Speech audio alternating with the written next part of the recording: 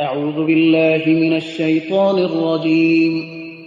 پناه میبرم به خداوند از شیطانی رانده شده.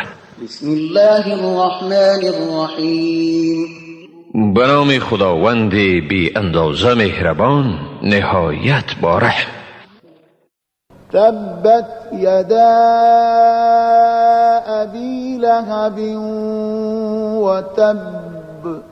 دستهای ابولهب یعنی پدر شعله های آتش خشک شود و خود او هم هلاک شد. ما اغنى عنه ماله و ما کسب. مال او و دسترنجش از وی تباهی و عذاب را دفع نکرد. سیصلی نارا ذات لهب و امرأته حمالة الحطب فی جیدها حبل من مسد. به زودی به آتش شعله‌وری داخل می شود و همسرش نیز آن زنی که پشته هیزم را به دوش می کشید.